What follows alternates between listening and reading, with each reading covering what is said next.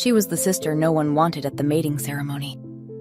The forgettable one. The one men overlooked while they chased her beautiful, perfect sibling. Until she bumps into the Alphaking. "I'll die if I can't marry you," he says. He's the untouchable, devastatingly beautiful ruler every woman in the realm desires. And now, he's obsessed with Daria. There's just one problem. It's only because he's been dosed with a love potion. And worse, everyone thinks she's the one who poisoned him. Now she's trapped at his side, forced into constant proximity with a man who can't stop touching her, claiming her, insisting she's his mate. She has to clear her name, find the real culprit, and resist falling for a king who is determined to make her fall for him. Because his love isn't real, is it? Chapter 1. Being invisible wasn't difficult, not when standing next to Alina, who currently sparkled like a sun-blessed jewel in the center of the ballroom, everything a proper lady should be. Graceful, beautiful, interested in matrimony. Daria was none of those things, and it was wonderful. She'd claimed a chair in the corner, strategically positioned behind a potted fern, a book sitting hidden in her reticule. 3 more hours until she could escape this nightmare and return to managing the household accounts and ensuring her family didn't starve. This nightmare being the king's mating ceremony, the highlight of the social season. All the eligible nobility gathered in the Alphaking's grand ballroom, dressed in their finest, hoping to find their mate, or at least a politically advantageous match. If a pair bonded during the evening, tradition held that the Alphaking himself would bless the union before witnesses. Except the Alphaking was nowhere to be seen, and people were starting to notice. Whispers rippled through the crowd. Daria wondered if this meant she'd be stuck here longer than anticipated. She reached for her reticule. "Lady Daria?" a voice said behind her. She froze. The suitor who'd been dancing with Alina now stood before her looking hopeful. "Lord," Daria trailed off, not remembering his name. "Callister," he said. "I was hoping to speak with you about your sister." "Of course you were," Daria thought. "I'd like your permission to court her," Lord Callister went on. Daria glanced past him to where Alina stood, a pretty blush on her cheeks. She gave a tiny, hopeful nod. "No," Daria shrugged.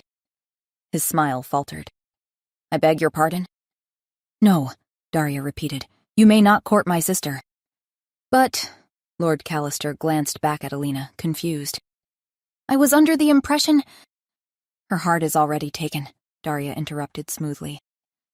"She assured me not an hour ago that it wasn't," he said, bewildered. "She's too polite to say so directly," Daria lied.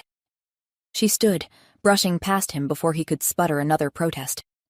Pretty Lord Callister, with his empty pockets and his charming smile, could find another heiress to rescue his failing estate. Alina deserved better. Their father had abandoned them for his fated mate when Daria was 15, leaving behind 3 women and a mountain of debt. She wouldn't let Alina marry someone with no prospects, only to be left penniless when he found something better. If Alina insisted on marrying, it would be to someone who could offer actual security. "Lady Daria, wait," Lord Callister called after her. She didn't wait.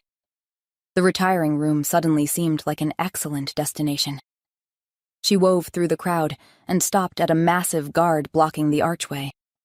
Bald, scarred, built like a mountain that had decided to take human form and glower at people for entertainment.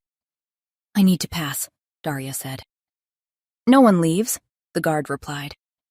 "Are you saying you're keeping us locked in this ballroom?" she asked. The guard grunted. "That's not an answer," Daria insisted. Behind her, Lord Callister's voice rose above the music. "Lady Daria, please, if I could just—" The guard bared his teeth in what might have been a smile or a threat. "Impressive," Daria said, voice dripping with sarcasm. Lord Callister yelped. "I'm not leaving the building," Daria said.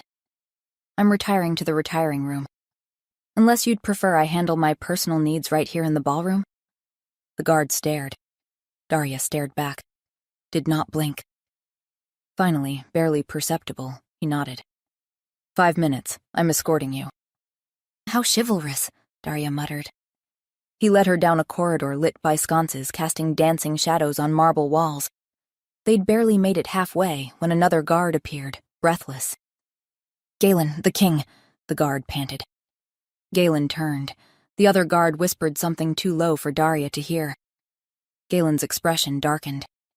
He growled, an actual animalistic sound that raised the hair on Daria's neck, then pointed at the floor directly in front of her.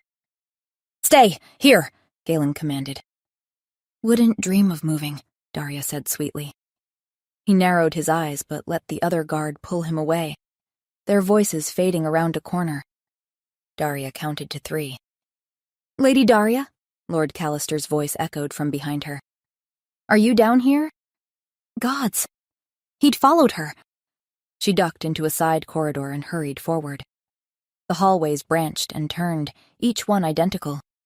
Marble floors, gilt-framed portraits, sconces throwing confusing shadows. She was completely lost. She rounded a corner too quickly and slammed directly into something solid. Not something. Someone. The impact knocked the air from her lungs. She stumbled, palms landing flat against a broad chest and strong arms wrapped around her waist before she could fall. She looked up. The Alphaking stared down at her. She'd only ever glimpsed him from across ballrooms, a distant figure everyone whispered about, but no one truly knew. But now... Gods. His dark bronze hair was mussed, jacket askew, collar loose and exposing the strong column of his throat. He looked like he'd just woken from a fever dream. His eyes, bright, burning gold, were unfocused at first. Then they locked onto her, and everything changed. His pupils dilated, swallowing the gold until only a thin ring remained. His arms tightened, pulling her closer. "You," he whispered. "Your Majesty?" she managed. One hand slid up her back, fingers splaying between her shoulder blades. "It's you," he said, his voice rough and raw. "We don't know each other." Daria tried to step back. He didn't budge. "I'll die if I can't marry you," the Alphaking declared. She gaped. He'd said it with absolute conviction, complete, devastating sincerity. "What?" Daria asked. "Your Majesty, you're not well," she said, pushing against his chest. His hand slid up to cup her face. "Don't leave," he whispered, his lips so close to hers she could feel the shape of the words. "I just found you." He sounded wrecked, desperate, broken. And Daria, practical, cynical Daria, who'd stopped believing in fairy tales years ago, felt something crack open in her chest. Chapter 2. Footsteps thundered down the corridor. "Your Majesty!" someone shouted. The Alphaking's arms tightened around her, nose pressed to her hair. "You smell wonderful," he murmured, rubbing his cheek against her scalp. What the royal heck is happening? Daria thought. A group of guards rounded the corner, Galen at the front. 2 healers hurried behind, their expressions a picture of concern as they took in the scene, namely, their strong and noble king entwined around a strange woman like a drunk boa constrictor. Galen cleared his throat. "Step away from His Majesty," he commanded. "I'm trying to," Daria wheezed. She squirmed in the king's embrace, which tightened noticeably. "Stay," he said petulantly. "Your Majesty," one of the healers stepped forward. "You fainted earlier. You must be examined. You're unwell." "Do I look unwell?" The king waved a hand. "We should be rejoicing, for I have found my mate." Everyone stared. "Here," said someone. Daria's face burned. "What the royal heck is happening?" she said out loud this time. "Do you not feel the certainty burning in your soul?" the king asked, cupping her face. "The only thing I'm certain about," Daria said, untangling his fingers from her cheeks, "is that I've known you for all of 30 seconds. The healers exchanged a look. "Your Majesty," she said. "Please, the girl can stay. We just need to run some tests." The king's jaw clenched. Then he loosened his grip.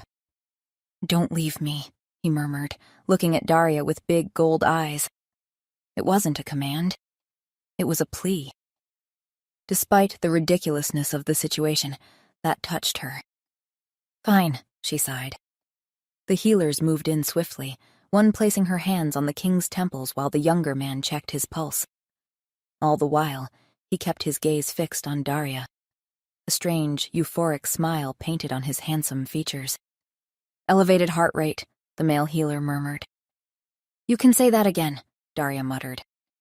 His scent, the woman added.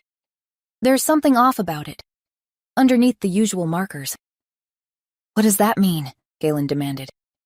The younger healer leaned in, inhaled. Bloodroot, he said, and moon petal, a love potion.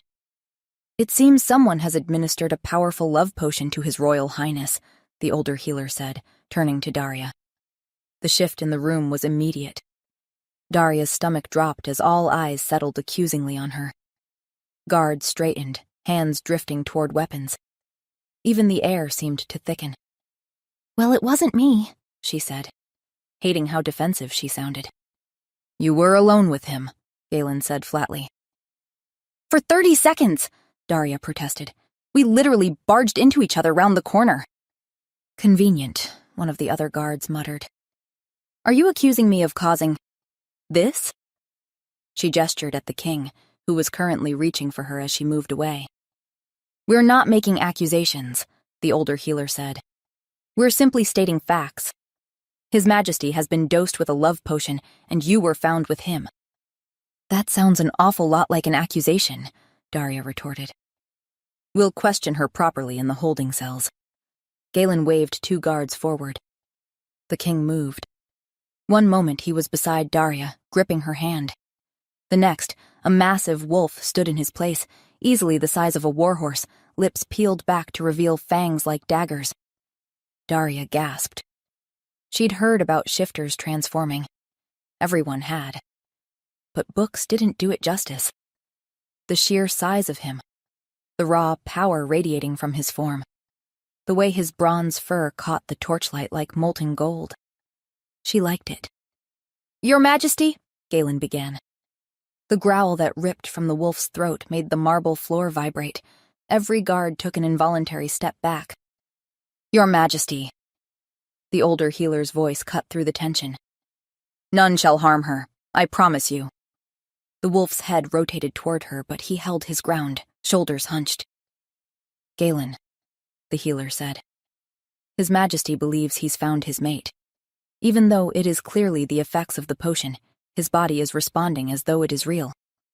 If we separate them, he'll get sick, the younger healer finished quietly.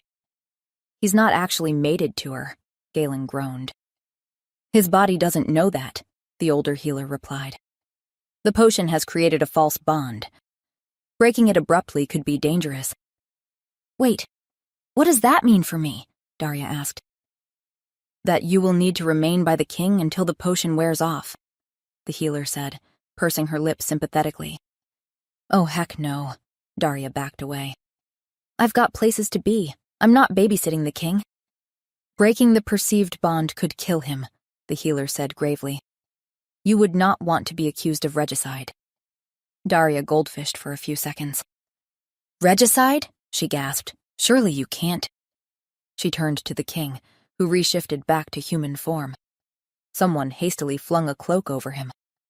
Just the thought of being away from you does feel like death, he declared, making her groan.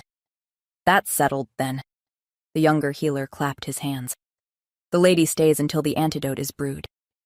Daria turned to the king imploringly. Please, Your Majesty, my mother and sister are out there. They will be comfortable here at the palace, the king said. They shall have everything they need.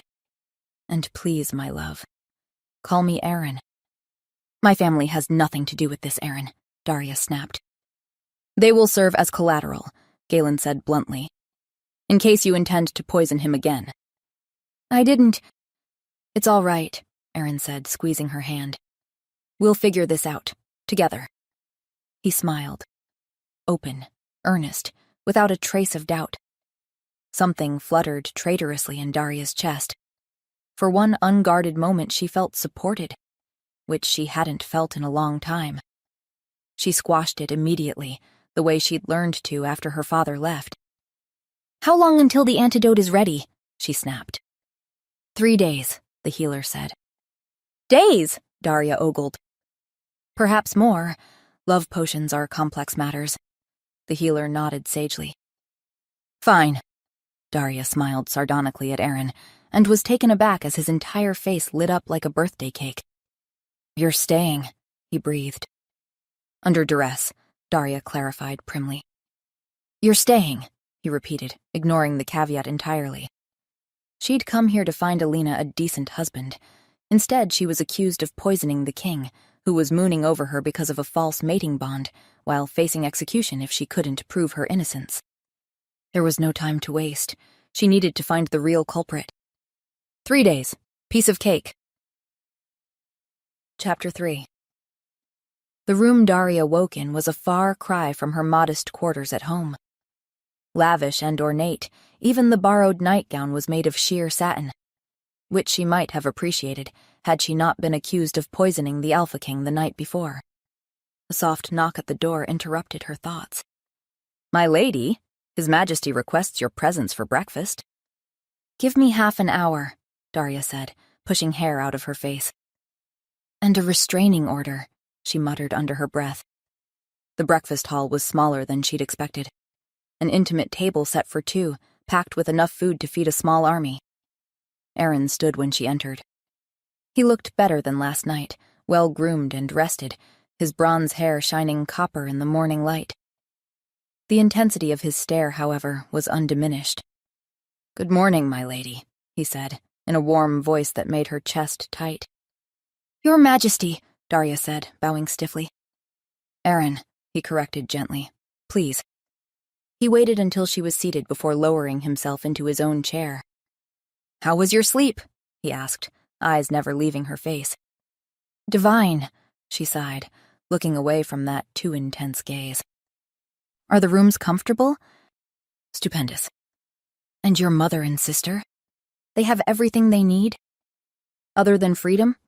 Yes." Aaron's mouth curved. "You're not going to make this easy, are you?" "Make what easy?" Daria grabbed the teapot, noisily pouring herself a cup. "Getting to know you," he replied. "Why would you get to know me? You're under a spell." Daria set the pot down. "We just need to stay close enough until the antidote is ready." Aaron went quiet. His hand rested on the table between them, fingers twitching like he wanted to reach for her, but was restraining himself. "But I want to know you," he said quietly, and the raw ache in his voice made her pause mid-sip. She cleared her throat. "What you feel doesn't really matter, does it? Again, because you're poisoned." "I don't think you can speak for my heart," Aaron protested. "Fine," Daria smiled. "So you love me. What's my favorite food? How do I spend my time? Better yet, what's my name?" Aaron looked amused. "You think me not knowing your name means I cannot love you?" He reached for her hand and placed it over his chest. "I feel you," he said. "Here, in my soul. I know you are mine." Heat flooded Daria's face. His chest was warm and solid beneath her palm, his heartbeat strong and racing. The earnestness in his golden eyes made her breath catch, which was ridiculous, because he was spelled. And this wasn't real. "Well, I suppose I should make you guess then," she snapped, yanking her hand back. That brought a laugh from him. "I would settle for that," he said, pouring himself some tea. "What's your favorite book?" "I like many books." "What kind?" "All kinds." Aaron's smile widened. "You're doing this on purpose." "I don't know what you're on about," Daria said airily. "You're being difficult because you think it'll make me lose interest," he said. She buttered a fresh piece of toast. "Is it working?" "If anything, it makes me like you more." His hand reached across the table. "All I can think of is you. I have barely slept for thought of you. Being apart from you is unbearable." There was such earnest vulnerability in his eyes that Daria's teasing faded. Poison or not, to him it felt real. He was suffering, and it wasn't his fault. Before she could respond, a servant appeared at the door. "Your Majesty, Lord Callister is here. He's requesting an audience." Aaron's entire demeanor changed, posture straightening, jaw tightening, danger flickering in his eyes. "Lord Callister," he repeated, voice flat. "Yes, Your Majesty. He says it's urgent." Aaron looked at Daria. "Do you know him?" "Unfortunately," Daria muttered. "He's quite persistent." "About what?" Aaron asked, an edge to his voice that raised the hair on her arms. "Oh, not for me," she said quickly. "For Alina, my sister." The tension drained from Aaron's shoulders. "Send him in," he told the servant. Lord Callister entered moments later, looking nervous and determined in equal measure. He bowed deeply. "Your Majesty, thank you for affording me this audience." "Lord Callister." Aaron's tone was cordial. "I'm told you have a request." "Yes, Your Majesty." Callister straightened, then noticed Daria. "Lady Daria, I hope you're well." "Perfectly well," Daria said coolly. "So it's Daria, is it?" Aaron fixed her with an amused twinkle. Daria acknowledged this with her half-eaten toast, slightly annoyed her game had been ruined. "Your request?" Aaron prompted without looking back at Callister. "I wish to formally request permission to court the Lady Alina," Callister said. "Lady Daria's sister. But Lady Daria has declined to give her blessing." "I see." Aaron cocked an eyebrow at Daria. "Then I suppose you have your answer, don't you, Lord Callister?" "Your Majesty, surely." He stopped mid-sentence. Aaron hadn't moved, hadn't spoken. But something shifted in his expression. A subtle hardening around his eyes. A slight tilt of his head. The air grew heavier. Lord Callister took an involuntary step back. "Yes, Your Majesty, of course. Thank you for your time." He bowed hastily and practically fled the room. Something warm and confusing bloomed in Daria's chest. The king had backed her decision without question. Defended her authority over her own family. It was unexpected. Once the door closed, Aaron turned to her with genuine curiosity. "Why refuse him?" he asked. "His interest in your sister seemed sincere." "My sister deserves security," Daria said. "It's common knowledge Lord Callister's estate is flailing.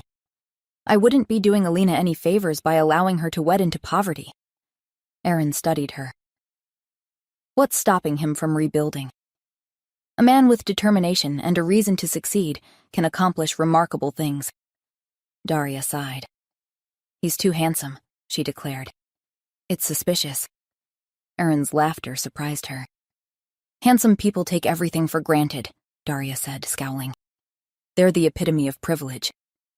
"Is that what you think of me?" Aaron asked, tilting his head.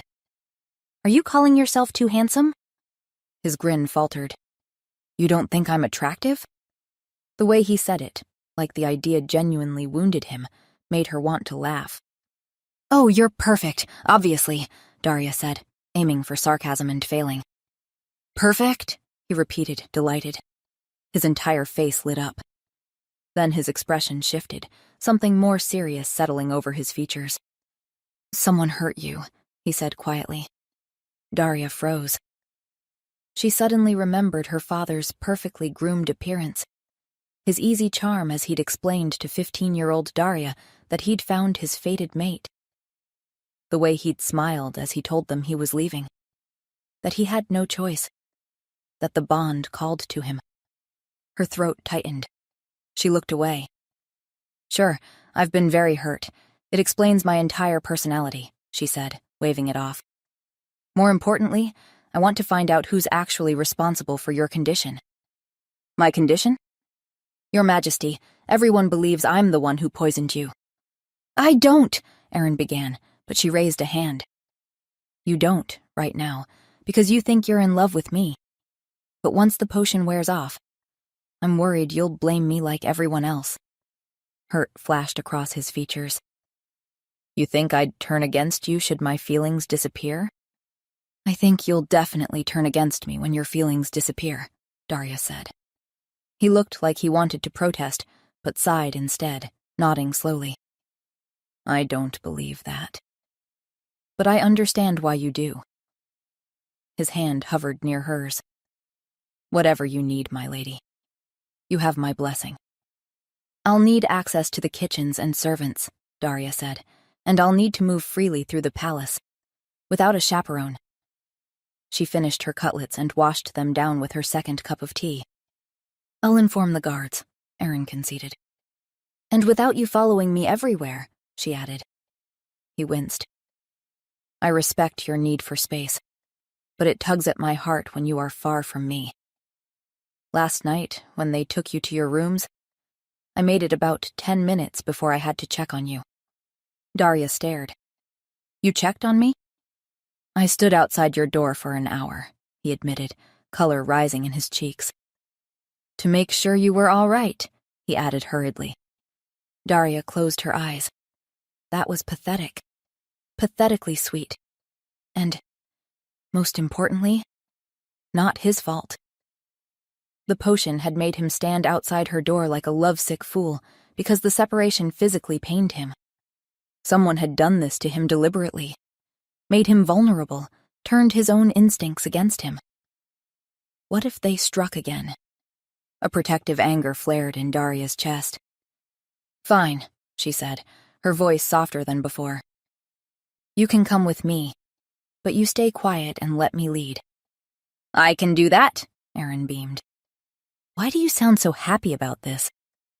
Because you just agreed to spend the day with me, he said simply. Despite everything, the absurdity of it all, her fears about the future, the knot of confusion in her chest. Daria felt the corner of her mouth twitch upward. I come, she said, standing. We have a mystery to solve. Chapter 4. What's your name? Daria asked. Melba, my lady. The girl was thin, mousy-haired, with nervous hands that twisted in her apron. Daria was in the palace kitchens, a labyrinth of copper pots and harried servants. After questioning the head cook, Berta, a stout woman with flour-dusted hands who had taken offense at the suggestion that anyone could have managed to poison her own king in her own kitchen, she'd begrudgingly directed them to Melba, specifically responsible for the king's cup. You prepared the king's drinks? Daria continued. Yes, my lady, some of them. Melba wouldn't meet her eyes. Along with others. We all took turns. Daria studied her. The girl was sweating despite the cool kitchen air. Walk me through your evening, Daria said. What time did you arrive? What did you prepare? Who did you interact with? I came in at sunset to help with final preparations, Melba stammered. We were making punch, wine service. Did you see anything unusual? Daria interrupted. No, my lady, Melba said. Did anyone ask you to prepare something specific for His Majesty? Melba's hands twisted harder. No, my lady. She was scared. Daria could see it in every tense line of her body. Thank you, Melba, Daria said. That will be all for now. The girl fled. As they left the kitchens, Aaron leaned close.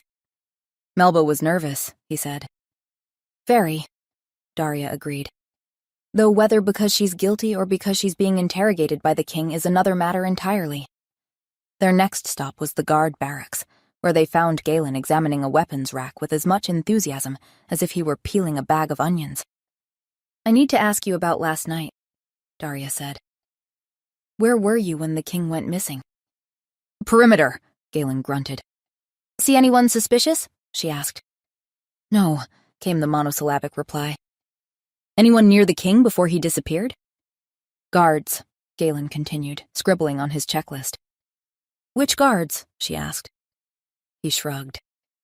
Were you aware the king had been dosed with anything? She asked. Not until after, Galen said. Bravo! Daria clapped once, sarcastically. You tripled your word count in one reply. Everyone acts strange at mating ceremonies, Galen replied, sounding honest. Did you see who the king spoke with? Daria asked. No, Galen's eyes flicked to Aaron, then back to Daria. As I said, I was protecting the perimeter, as ordered. By whom? The king. Galen nodded towards Aaron, who coughed. I did tell him to focus on external security. The ballroom itself was considered safe, Aaron said. That was your first mistake, Daria said brightly. Galen grunted agreement. She tried a few more questions, but it was like interrogating a particularly uncooperative boulder. Finally, she gave up. As they left, she said to Aaron, Does he always speak in Pig? He doesn't trust easily, Aaron said. Especially not those he suspects of wishing me ill. By afternoon, Daria's head was spinning. She'd interviewed a dozen servants, several guards, and the head of household staff, and had nothing concrete to show for it. They ended up in a private sitting room in the West Wing. Aaron settled into a chair by the window, looking drained, and closed his eyes. All right, Daria said, setting herself up at the desk. Tell me about your evening, from start to finish. Call me Aaron, he said, eyes still closed. And is this an interrogation? What time did you arrive at the ballroom? Daria continued without deigning to reply. Around 7, Aaron sighed. Who greeted you? The master of ceremonies, Lord Harwick, he replied. Did you eat or drink anything immediately upon arrival? A glass of red, Aaron said, frowning as he thought. Did anyone else offer you food or drink directly? Several people. It's tradition to toast the king at these events, he replied. A cup of mead, that was Lady Morven. Or maybe Lady Harding. No, both. And Lord Ashford offered brandy. When did you start feeling strange? She asked. Around 8?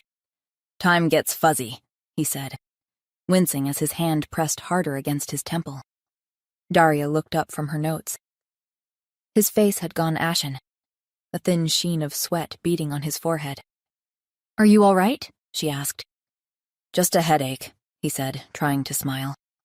Royalty isn't used to being questioned. But the hand at his temple was trembling.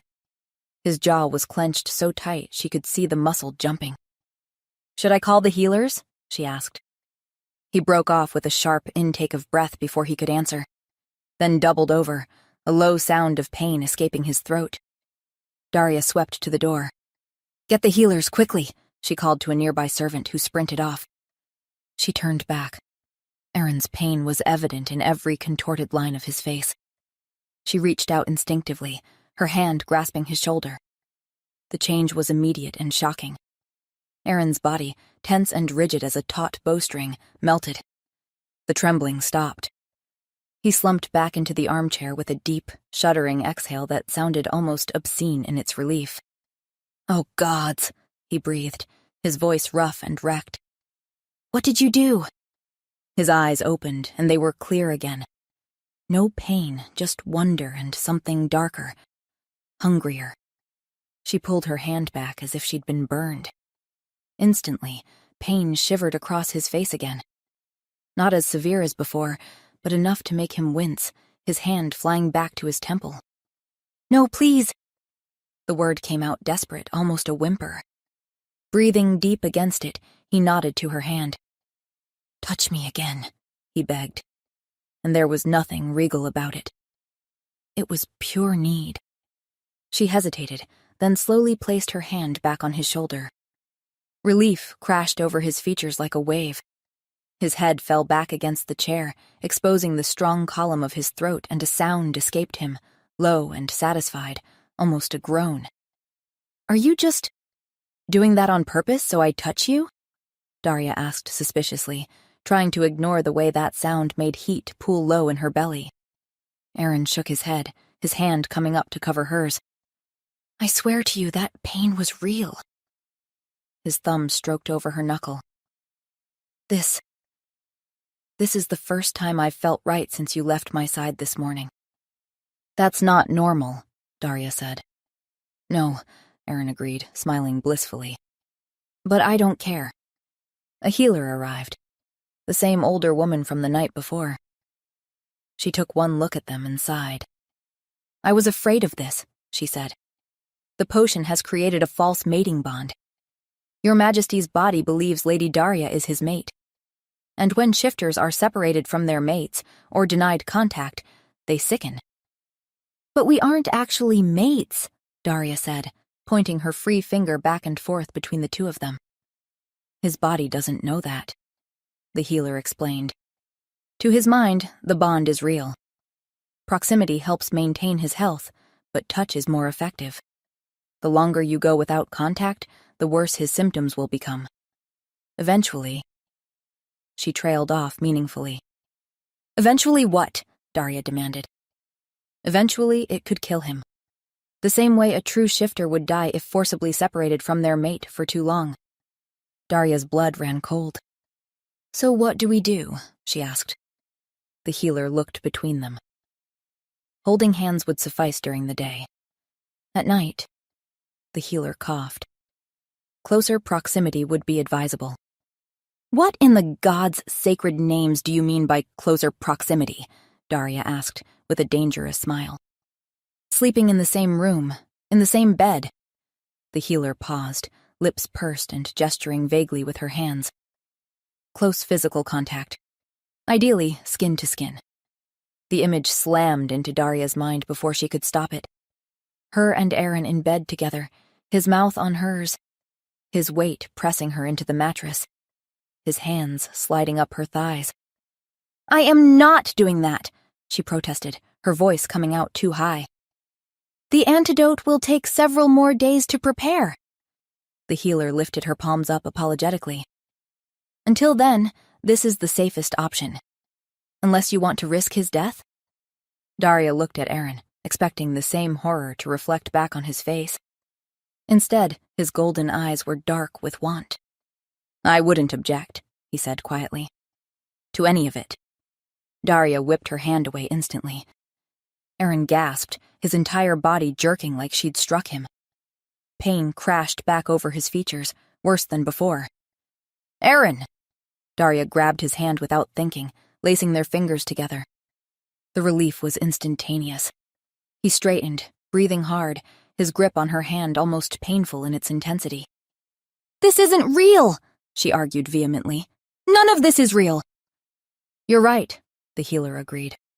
The king does not actually love you. This is a magical compulsion, nothing more. Once the antidote is administered, these feelings will fade, the healer continued. His Majesty will return to normal. You should not... She stopped. Aaron had brought Daria's hand to his lips, pressing soft, reverent kisses to her palm. His eyes were closed, his expression almost pained in its tenderness. Daria's breath caught. Guard your heart accordingly, the healer told her quietly. Right, Daria said, staring at the top of the king's bronze head. Guarded. Absolutely. Aaron kissed her palm again, then her wrist, his lips warm and soft against her pulse point. A low sound rumbled in his chest. Pleasure, relief, want all tangled together. Gods, you taste like honey, he murmured against her skin, and Daria felt the words everywhere. The healer stood with a long, suffering expression. I'll check on you in your chambers this evening. In the meantime, don't let him deteriorate. After she left, Daria looked at their joined hands. You're enjoying this, she accused, trying to sound annoyed. Indubitably, he admitted without shame. I've wanted to touch you since the moment I saw you. His eyes met hers over their joined hands, and the heat in them made her forget how to breathe. The investigation, she said weakly. We need to keep working. We can investigate while holding hands, can't we? He blinked innocently. Fine, Daria said. This was going to be harder than she'd thought. Chapter 5. Daria pored over the palace records, lips moving silently as her finger glided down each column. Guest lists, servant schedules, guard rotations. 1,000 patterns, none of them useful. Aaron sat beside her at the wide oak table, one hand holding the ledger open, the other linked with hers. This is ridiculous, she muttered when he put his head on her shoulder. Can we not try a different arrangement? Smile undented, Aaron reached over with his spare hand and turned the page for her. I can be your personal page-turner. The gesture brought their faces close, the honeyed gold of his eyes overpowering. The page, she growled. Of course, he smiled. It took Daria several seconds to release the breath she hadn't realized she'd been holding. What are we looking for exactly? Aaron asked. Patterns, she said. Who had access to your drinks? Who benefits from you being incapacitated? Who would want to dose you with a love potion in the first place? Perhaps someone who wants my undying love, Aaron suggested. Or most likely someone who wants your crown, Daria countered. Love potions are powerful enough to distract you from running the day-to-day. Actually, Aaron protested, a grin tugging at his mouth. I don't think I've ever been more focused on one thing in my life. Daria's throat tightened. Keep reading. She pulled another ledger toward her. Guard reports from the night of the ceremony. Lord Harwick and the king had Wolfsbane liquor together at 7:15. Lady Morven offered mead at 7:45. Lord Ashford shared brandy at 8. Then nothing. No sightings between 8:15 and 8:35, when Daria had literally run into him in the corridor, already completely enchanted. 20 minutes unaccounted for. Aaron, she said slowly. What happened between 8:15 and when you found me? He frowned. I'm not sure. I remember needing air. The ballroom was stifling, so I tried to reach the gardens. Did you see anyone on the way? Daria encouraged. He pressed his free hand to his temple. There was someone, I think. It's all blurry. Daria turned back to the guard reports, scanning for any mention of the east corridor. There. A note from a junior guard, barely a scribbled line. 8:20, observed Captain Galen assisting His Majesty near east entrance. Galen was with you, she gasped. What? Aaron blinked. Wait, Galen. He gave me something. He what? Why didn't you mention it before? Daria gaped. I'd forgotten, Aaron said, his hand tightening on hers. He gave me a drink. He said it would help. That I looked like I needed it. That backstabbing monosyllabic plotter, Daria hissed. Daria, wait. Aaron attempted, but she ignored him. He gave you the potion, Aaron, and he's been acting innocent this whole time, letting everyone think it was me. She stood abruptly, yanking him up with her. We're confronting him. Now. They found Galen in the training yard, overseeing drills. Wooden swords clacking, feet pounding in rhythm. He looked up as they approached. Your Majesty, he said. Lady Daria. I knew it. Daria advanced on him. I knew you were suspicious, accusing me when you gave him the potion. Galen's eyebrows rose fractionally. What? He asked. Don't play dumb with me, she shoved the guard report at him. You gave the king a drink the night of the ceremony, right before he was found enchanted. Galen's jaw tightened as his eyes scanned the report. I didn't, he started. Yes, you did, Daria's voice pitched higher. And you never said a word about it. Not when they found us. Not when they accused me. Not once. Galen's shoulders shifted.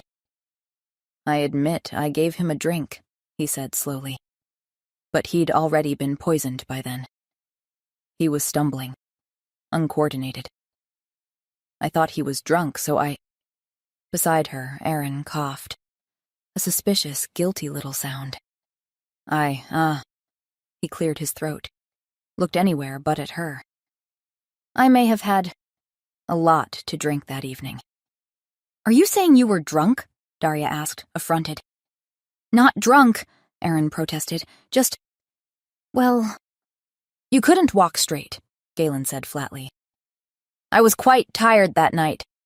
Aaron's free hand flew up. You try not sleeping for a week while hosting diplomatic meetings with 20 different foreign dignitaries and see how that goes. Anyway, Daria interrupted, you still gave him the potion.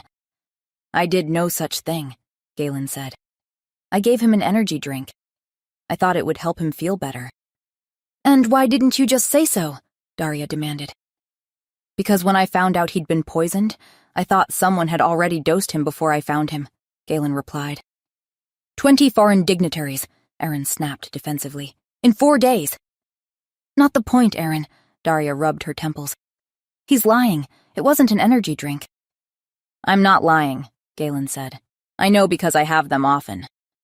Aaron tilted his head, nostrils flaring. Scenting. I don't think he's lying, Aaron said. He smells sincere. You can smell other people's emotions? Daria stared at him. Of course, Aaron beamed, gesturing toward Galen. He's sincere. Then he pointed at Daria. You're annoyed, but also smelling delicious. He leaned in toward her neck, eyes going hazy. She sighed deeply. Fine, she said, forcing herself back to the matter at hand. Galen, where did you get the energy drink? I'll tell you where I... Galen paused mid-sentence, his expression cracking just for a second.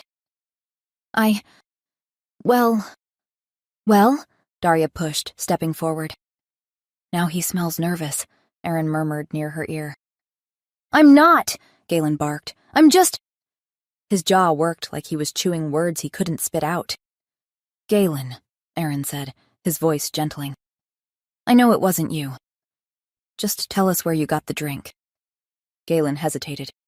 Then he sighed. I made it, he declared. You made it? Daria asked, doubtful. Yep, made it myself, Galen nodded. With what? She asked. Galen paused. Stuff, he said finally. Stuff, Daria repeated. Are you sure? Aaron asked carefully. I'm very sure, Galen said. I made it. I made the energy drink. You made the energy drink, Daria said slowly. Which was actually a love potion? I must have mixed up the ingredients by mistake, Galen declared. How convenient, Daria threw her free hand up. The ingredients you can't even name? Galen, old friend, Aaron grimaced. You realize this doesn't look good? For the first time, Galen's shoulders sagged. I realize that, Your Majesty, he said. I never meant to harm you, but if you need to arrest me, then... He didn't finish the sentence. Aaron's throat worked, his oldest friend, his most trusted guard. But the evidence was damning. Guards, he called. Please escort Captain Galen to... No! The scream tore through the training yard. Melba stood in the archway, face pale as milk, streaked with tears. Melba? Galen said, alarm flashing across his face. Melba ran across the yard, skirts tangling, boots kicking up dust. Galen didn't make the potion, she cried. Melba. Galen moved to stop her. I did, Melba shouted, her voice echoing off the stone walls. I made it. I knew it, Daria pointed at her triumphantly. I knew you were suspicious. Literally, you were just accusing Galen, Aaron muttered beside her. Shut up, Daria snapped. It wasn't Melba's fault, Galen interrupted, and everyone stopped to stare at him. Because that was possibly the longest sentence he'd ever spoken at once. She makes energy drinks for me often, Galen continued. She must have mixed up the ingredients by accident. No, I didn't, Melba said sadly. I meant to make that love potion. Silence fell over the training yard like snow. I'm so sorry, Your Majesty, Melba whispered, turning to face Aaron, hands twisting in her apron. Galen. I never meant to hurt anyone. I didn't know what I was thinking. Well, Daria said, glancing at Aaron. I suppose you're not the only girl in this palace who wishes the king would fall for her. Melba looked genuinely startled. What? No. She paused. The potion was meant for Galen. Daria blinked. Processed, blinked again. She looked between golden, bronze-haired Aaron and bald, scarred, bulldog-like Galen. You meant it for him? Daria pointed at Galen, then swung her finger to Aaron. Rather than him? Melba looked miffed. I didn't know Galen was going to give it to His Majesty. How would I know that? You expect anyone to believe that? Daria asked incredulously. Then Melba's expression transformed, tears still tracking down her flushed cheeks, but her face gone fierce. "Galen is a strong, honorable man," she said. "He always looks out for people. He works harder than anyone else in this palace. He never asks for anything for himself. He's good, truly good, and kind, even when people don't see it. And he has the most beautiful smile." She stopped, breathless. Everyone gaped. "That was beautiful," Aaron said, sounding genuinely touched. "So let me get this straight," Daria said, looking at Melba. "You're in love with this man. Have been for a long time?" Melba nodded. "And instead of, I don't know, telling him, you drugged him?" "I tried to tell him," Melba cried. "But he's always so focused on work. I thought if I could create an opening, a reason for him to pay me attention." "You thought to manipulate him into loving you," Daria said, unable to keep the hardness from her voice. "That's deceitful, and frankly abusive." Melba crumpled. "I realize that," she whispered. "I'm so sorry, Galen. What I did. It wasn't love. It was insanity," Daria finished firmly. "Assertiveness," Galen said at the exact same time, nodding. "Exactly. Wait, what?" Daria's neck cracked with how fast she turned. "Assertiveness?" she repeated, incredulous. Galen was looking at Melba. "I like a woman who goes after what she wants," he said, and he sounded genuinely interested. "She tried to drug you," Daria screeched. "Because she loves me," Galen replied simply. "She wanted to do something about it. She's a woman of action." "She could have just kissed you." Daria threw her free hand up. "But she went for the option with the surest outcome," Galen said. "That's strategic." Melba was blushing furiously. "So you're not mad?" she asked, barely above a whisper. Galen's smile widened slightly. "No," he said. Daria watched them, something uneasy in her chest. Melba had confessed to save Galen from arrest, thrown herself between him and punishment without a second thought. And Galen had been willing to claim he'd made the potion himself. They weren't even together, and yet they were already willing to sacrifice themselves for one another. "That's," she started. "Romantic?" Aaron offered helpfully. "Definitely not," Daria said automatically. But she felt unsure. She'd convinced herself this kind of thing didn't exist. Her father hadn't loved her enough to stay after all. But this was two people putting each other first. She didn't know what to do with that. "Still," Melba said quietly. "In the process, I've harmed His Majesty." "No harm done," Aaron said breezily. "It's allowed me to find my mate." "We are not mates," Daria said through gritted teeth. "It feels like you are," Aaron replied with a soft smile. "I know I feel at a loss when you're not near, and I—" He paused mid-sentence, winced, his free hand coming up to his temple. "Aaron?" Daria's heart lurched. They hadn't been holding hands, not for a while. They'd let go during the confrontation with Galen. How long had it been? Aaron's face went ashen. Then his eyes rolled back, and then his knees buckled and he collapsed. Chapter 6. "Aaron!" Daria dropped beside him, her hands finding his face. His skin was cold, too cold, and clammy with sweat. "Aaron, wake up!" "Get the healers!" Galen barked at Melba, who was already sprinting toward the palace entrance. Daria's hands were shaking. She pressed her palm to Aaron's chest, feeling for his heartbeat. Guards materialized around them. They lifted Aaron carefully, and Daria scrambled to her feet. The journey back to his chambers was a blur of corridors and concerned faces. The healers were waiting when they arrived. The older woman from before, plus 2 assistants. They descended on Aaron immediately, laying him on the bed. "What happened?" the head healer demanded. I let his hand go," Daria said, hating how her voice shook. "During the investigation. I don't know how long. Maybe half an hour?" The healer's expression darkened. "Too long. His body is in crisis. The false bond is convinced you've abandoned him. I didn't abandon him, Daria protested. I was right there. His wolf doesn't know that. The healer pressed her hand to Erin's forehead, frowning. For obvious reasons, you two haven't been very intimate. So now, even a small separation triggered a fever response. What do we do? Daria demanded, moving closer to the bed.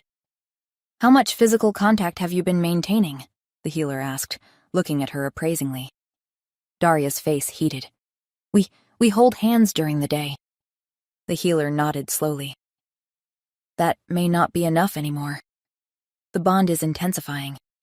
It wants more contact, more intimacy. Without it... She trailed off meaningfully. Without it what? Daria asked.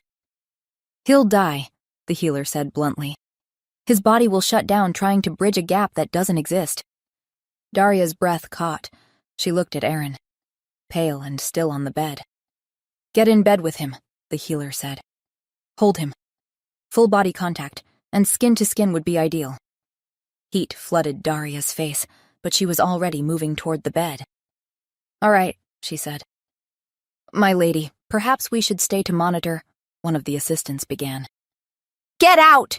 Daria snapped, not looking at them. But I know what skin to skin means, all right? She whirled on them. This should be a private matter. The healers exchanged glances. We'll wait outside, the head healer said quietly. Call if his condition worsens. They filed out, the door clicking shut behind them. Daria stood beside the bed, looking down at Erin. His chest rose and fell in rapid, shallow breaths, a fine tremor running through him despite the fever. This was for his health, that was all. Just medicine. Her fingers trembled as she reached for the buttons of his shirt, the fabric damp with sweat. She worked carefully, peeling it open to expose his chest. Golden skin, defined muscle, broad shoulders tapering to a narrow waist. She pulled the shirt fully open, then moved to her own clothes. Her dress came off with fumbling fingers, leaving her in just her chemise. She climbed onto the bed and pressed herself against his side, palm flat on his chest, head resting on his shoulder. Wake up, she whispered. Then Erin groaned, low and pained. Erin? She cupped his face with both hands, thumbs stroking his cheekbones. Can you hear me? Please wake up. Another groan, softer. His head turned into her palm, but he remained unconscious. She shifted, throwing her leg fully over his, plastering herself against his side. You're such an idiot, she told him, her voice breaking. Why didn't you tell me you were getting worse? Why didn't you? She stopped herself. Because he had told her. All those little comments about missing her when they were apart, about needing to see her, about how it hurt when she wasn't near. She'd thought it was the potion talking. She'd been so focused on the investigation, and he'd been suffering. I'm sorry, she whispered against his skin. Almost without thinking, she leaned in and pressed her lips to his. A sigh escaped him. Warm breath mingling with hers, and Erin's lips moved. His hand came up to cup the back of her head, fingers threading through her hair, pressing her closer. The kiss deepened. His mouth opened against hers, and the gentleness shifted into something more desperate, more real. Daria pulled back slightly, her heart hammering. Don't stop, Erin rasped, his voice rough as gravel. Then he kissed her again. Nothing gentle about it this time. His hand fisted in her hair, angling her head as he claimed her mouth with a desperation that stole her breath. Her hands found his shoulders. She could feel the heat of his skin burning through her thin chemise. Erin, she managed to pull back. How are you feeling? You fainted. He growled and pulled her back down, cutting off her words with another searing kiss. His mouth moved to her jaw, her neck, and Daria's eyes fluttered closed. Erin, she tried again, pushing weakly at his chest. We should have the healer check. I don't need them, he said against her throat. I need you. This. More. In one fluid movement, he flipped them. Daria found herself on her back, Aaron's weight pressing her down, his hips settling between her thighs. "Aaron, we should stop," she said, even as her body arched into his touch. "The potion. I've been holding back for so long," he said against her skin. "I can't anymore. I need you." Then he inhaled deeply, his pupils dilating. "Besides," he said, his voice dropping, "you want me too. Your scent?" He groaned, pressing his face into the crook of her neck. "Gods, I can smell how much you want me." Daria's face burned. "But you don't really want me," she said, and hated how her voice shook. "It's the potion. You think you do, but—" He pulled back slightly, frowning. "You're a beautiful woman. Half naked in my bed, touching me. Smelling like this." His thumb stroked her cheek. "Of course I want you." She gave him a shaky smile. "It's for his own good," she told herself. He was sick. He needed touch and intimacy. Surely he won't fault me for helping him when he eventually remembers he couldn't care less about me.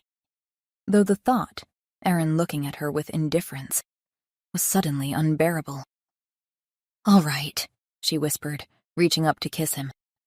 Aaron pulled away, and she could see it was a struggle, the war visible in his eyes. "Unless you don't want to," he said, searching her face. "You don't have to. I know you don't feel the same way, and I would never force you." He looked so sad at the thought. So lost. Daria realized, to him, these feelings were real and overwhelming and all-consuming. And he thought she didn't feel them back. Her heart cracked. She pulled him down into a hug, burying her face in his neck. "I do want to," she mumbled against his skin. "I want you. That's the problem." He pulled back to look at her. "Why?" he asked. Tears spilled over, tracking down her temples into her hair. "Because it'll be awful when it stops," she whispered. Aaron's expression softened. "Then let's not stop," he said simply. "Ever." He looked so sincere, like it really was that simple. "I'll love you forever," he said, and the promise in his voice made her chest ache. Daria sighed, half laugh, half sob, and let him kiss her. This time, she kissed him back with everything she had. She got lost in it. In him. In the slide of lips and tongue, the press of his body, the way his hands mapped her. His hands found the hem of her chemise, and she let him pull it over her head.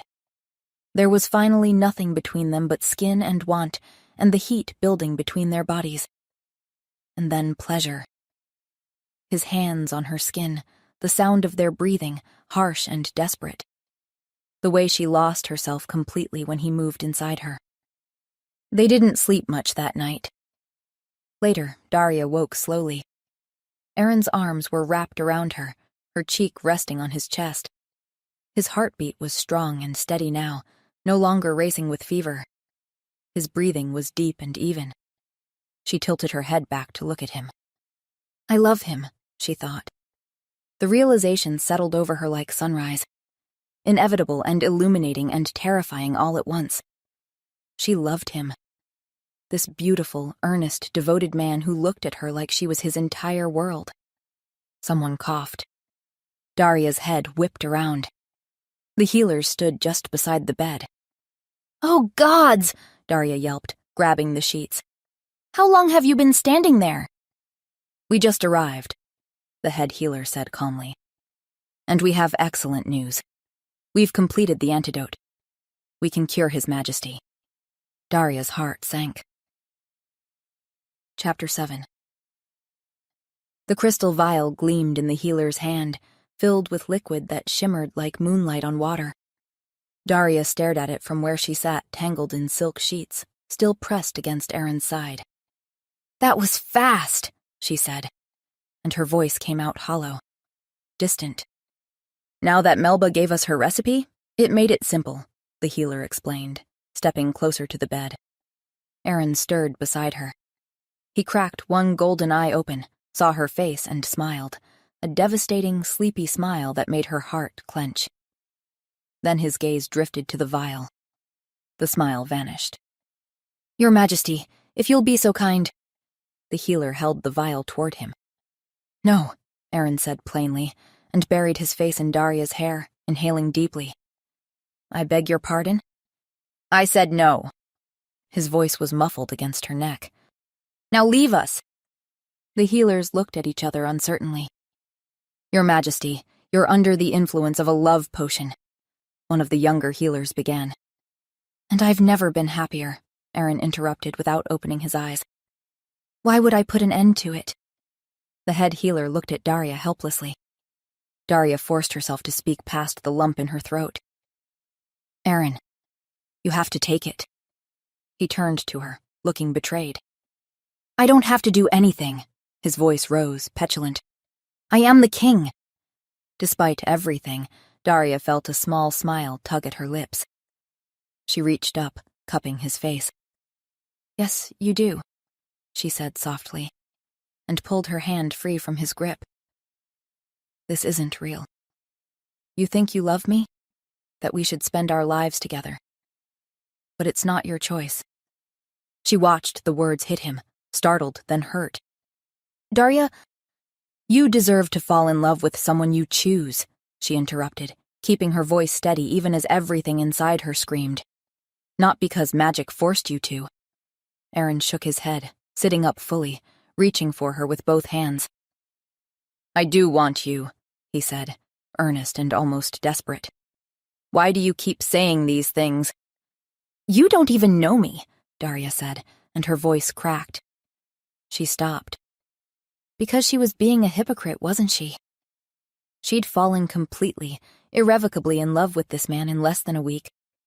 Tears spilled over, hot and fast. "Take it, Aaron," she said, looking away. "Please." "Why?" he demanded, his hands cupping her face.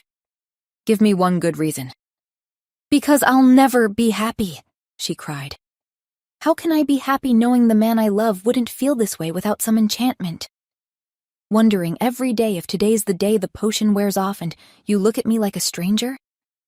Every time you touch me, every time we kiss, I will always believe it's the potion talking, and not you.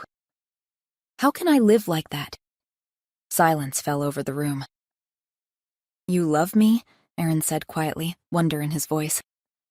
"That's not—" "You love me," he repeated with certainty. She looked away. "Daria," he said, and there was so much emotion in her name it physically hurt. "Potion or not, magic or not, I love you. And I know that won't change when the potion is gone." "You can't know that," Daria whispered. "Then let me prove it." He pulled back just enough to look at her. "I'll take this cure. But afterward—" His voice turned fierce. "Afterward, you let me court you, properly. No potion, no magic. Just you and me." "Aaron," she sighed. "Swear it," he demanded. "Swear you'll give us a real chance." Daria shook her head, feeling more tears slip free. She couldn't fight him anymore. "Fine," she threw her hands up.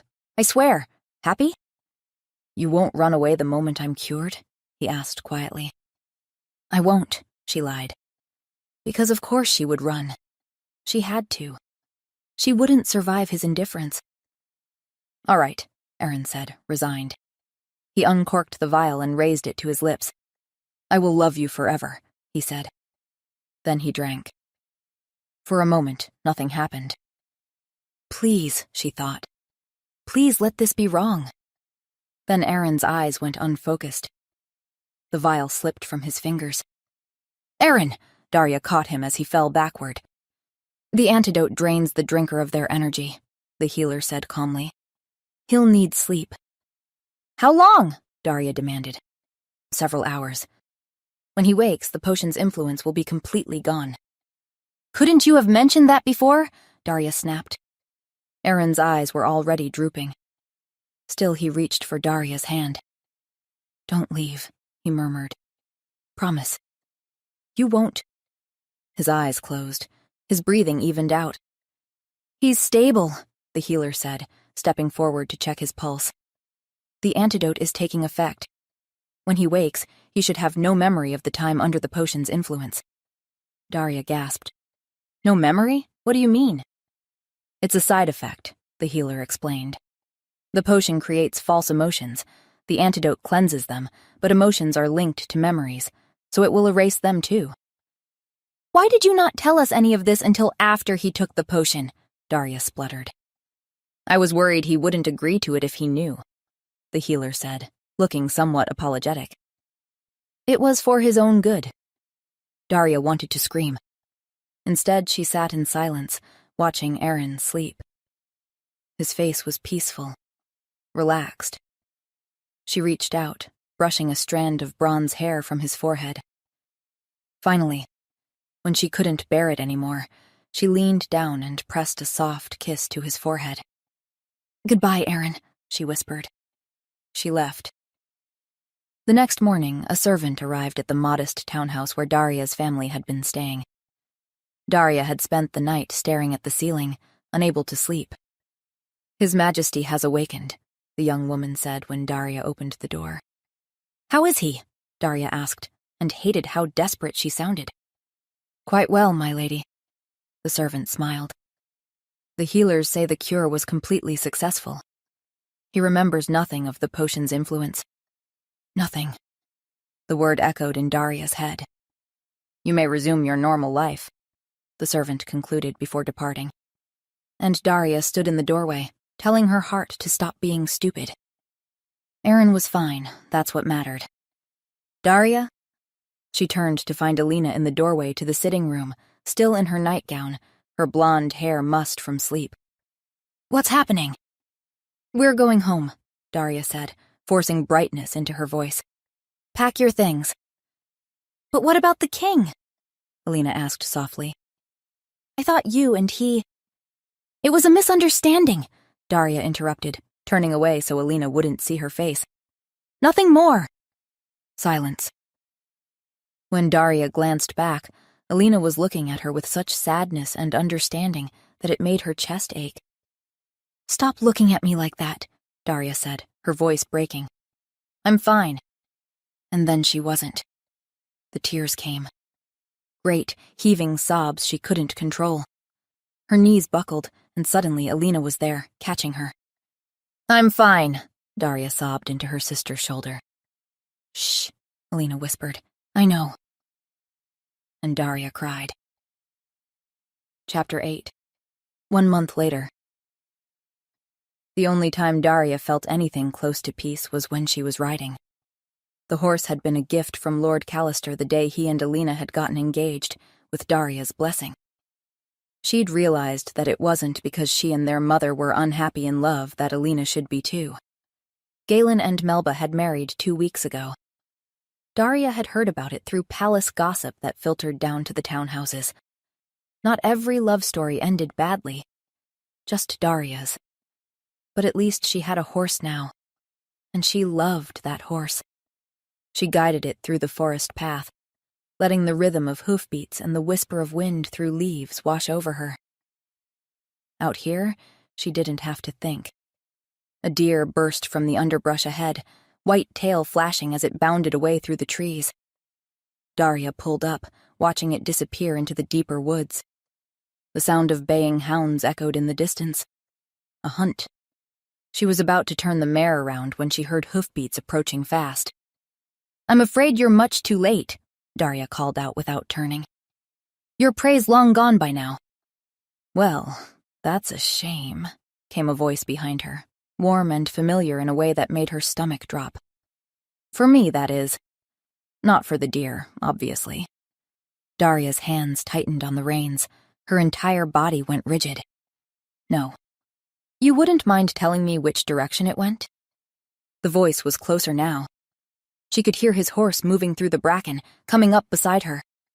Daria kept her eyes fixed straight ahead, heart pounding so hard it hurt. That way, I think, she said, jerking her chin toward the deeper woods. Then she turned the mare sharply away, back toward the main path.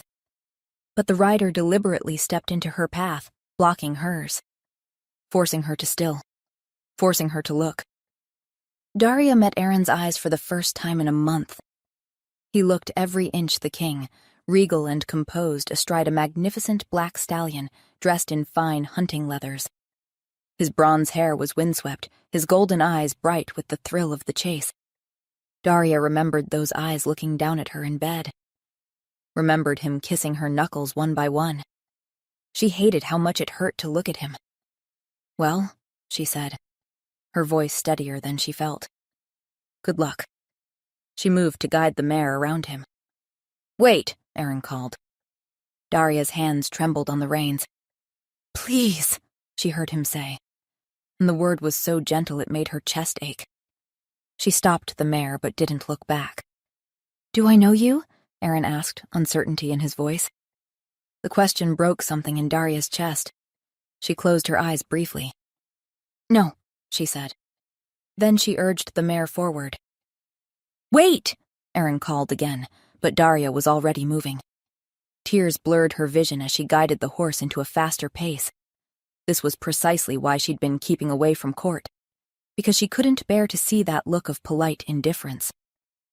Though perhaps this was even worse, because there had been something in his expression, an echo of recognition, and for one foolish second it had given her hope. "Wait, please come back!" The shout made her glance over her shoulder. Aaron was riding after her. Daria gaped, then whipped back around and kicked the mare into a gallop. She couldn't do this, seeing him hurt too much. "Miss!" she heard him cry out. "Go away!" Daria called back, urging the mare faster. But as she fled, a memory surfaced. Aaron in bed, holding that crystal vial, looking at her with desperate intensity. "Promise me you'll let me court you." She shook her head, trying to dislodge the image. "Promise me you won't run." "Darn it," she muttered, and pulled the mare to a stop. Her heart hammered as she waited, hands shaking on the reins. "You're a very good rider," Aaron said, breathless and almost exhilarated. "Thank you," Daria said stiffly, still not turning around. "You're not." She heard him snort with surprise, then laugh. "I usually shift when I want to move quickly," he said. "Well, perhaps you should have—" Daria turned and the words died in her throat. Aaron stood beside her horse, completely, gloriously naked. "Oh," Daria squeaked, her face flooding with heat. "You did shift." "I did," Aaron said, amusement in his voice. Then more contrite. "I apologize. I understand humans are a bit more uncomfortable with—" "Nudity?" Daria supplied. "I was going to say, lack of clothes," he said, nervous laugh audible in his voice. "That's the same thing, isn't it?" Despite herself, Daria turned back to look at him. He stood there with wide eyes and flushed cheeks, one hand hovering like he wasn't sure what to do with it. "My name is Aaron," he said, confidence giving way to something more nervous. "I know who you are, Your Majesty," Daria said, trying not to look below his face. He looked startled, then hopeful. "You do? Then we have met before." "You're the king," Daria said.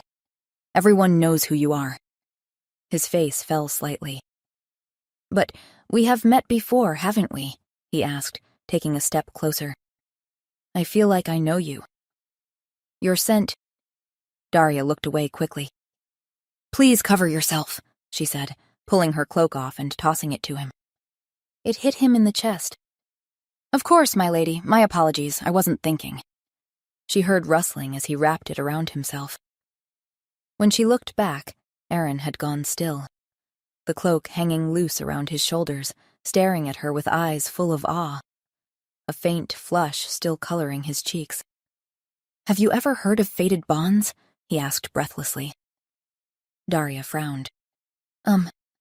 Yes, He smiled, sudden and bright as sunrise. "Well, I think you are my mate," he declared. Daria gaped at him. "No," he said quickly, shaking his head.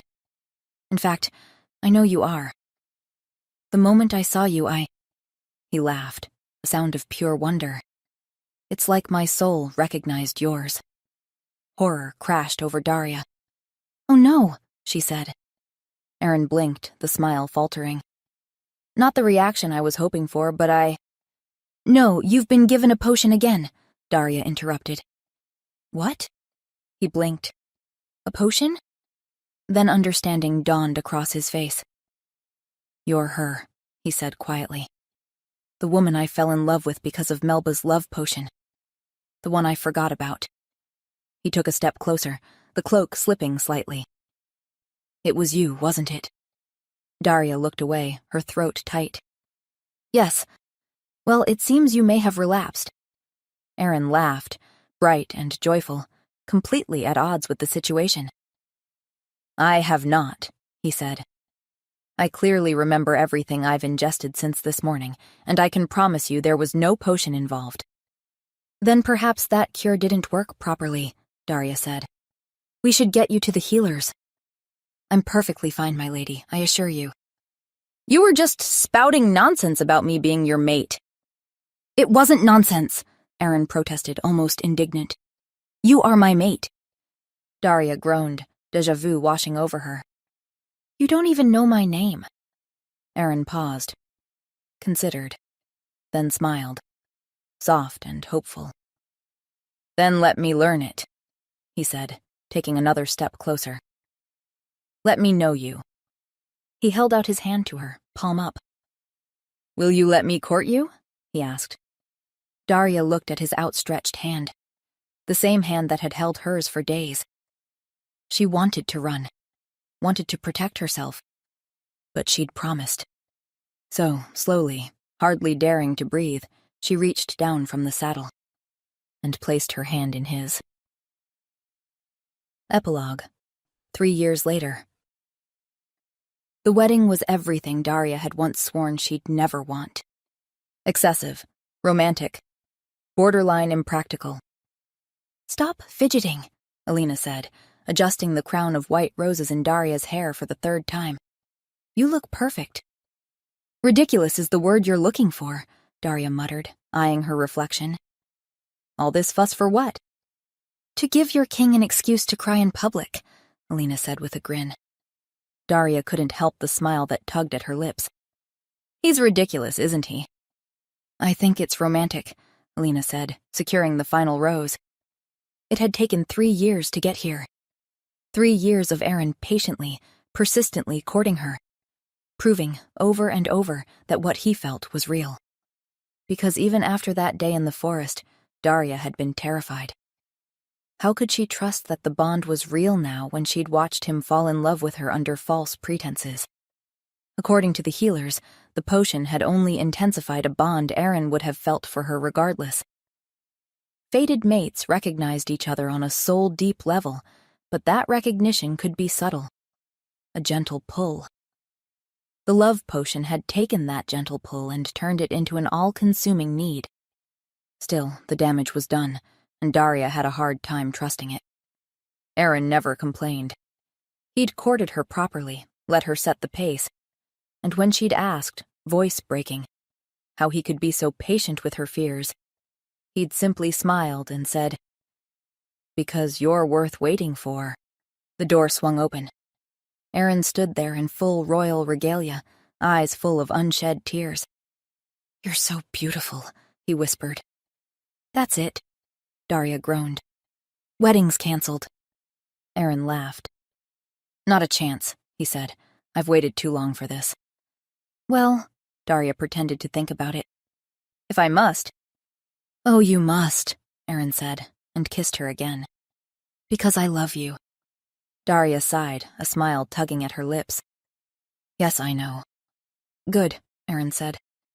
Then he offered his arm, and together they walked toward their happily ever after. Hey guys, if you enjoyed the story, don't forget to leave a comment on the video. It really helps the channel. And if you're interested, I've written a free spicy bonus chapter for this story, available for everyone on my Patreon. No credit card needed, just click and listen. Link below.